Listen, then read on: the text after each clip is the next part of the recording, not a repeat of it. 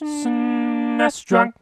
Teenage Mutant Ninja Turtles 2, the arcade game for NES, is a triumph of common sense. The first game, as many of you know, is widely known as one of the most absurdly difficult platformers ever made, with all sorts of awkward jumps and annoying enemies with a counterintuitive layout. There is no freaking way anyone could objectively recommend playing the first Ninja Turtles game today, unless you have a boatload of personal nostalgia from playing it as a kid. But seriously, all anyone wanted back then was to just play as Leonardo, Donatello, Raphael, and Michelangelo, fight Bebop and Rocksteady, Shredder and Krang, see the Technodrome, and just kick ass. Thankfully, that's all Turtles 2 the arcade game sets out to do. It's a straightforward multiplayer beat-em-up that's fast-paced and gives you all that you want if you're a fan of the TV show, so in that regard, this game is nearly flawless. Yeah, you're sadly not able to switch between Turtles in the middle of gameplay, which was what I think just about the only redeeming quality of the first game, but still, Turtles 2 the arcade game is a no-frills kind of a game. You walk to the right, wreck anything in your way, and the stage ends when you fight a boss. The usual punch-kick stuff is here, of course. Mash A and B together for a special attack, and you'll be doing that a lot because this game is pretty hard, even with the second player. I appreciate that though. It seems like a lot of the older beat-em-ups, you can just jump kick your way through the entire game if you really wanted to, but here the bosses and even the foot soldiers here don't let you abuse that. So while this game is at its core a button-mashing beat-em-up, you do have to pick your spots and tread carefully or you'll pay for it. I have to mention one minor touch I really like is that the game keeps track of how many enemies you've gotten rid of. Even when I'm getting weary of the beat-em-up grind, it's nice to see I'm actually accomplishing something. I prefer this to a vague point system like in Final Fight. Now, make no mistake, as an arcade port, this comes nowhere near the original arcade game. That game supports up to 4 players and is one of the best arcade beat-em-ups ever made. That considered though, the NES port looks as good as you could expect. The music is terrific, and there's actually a couple extra levels and bosses, like the Robot Samurai. And as I've said like 3 times already, this is one of the best co-op games on the NES.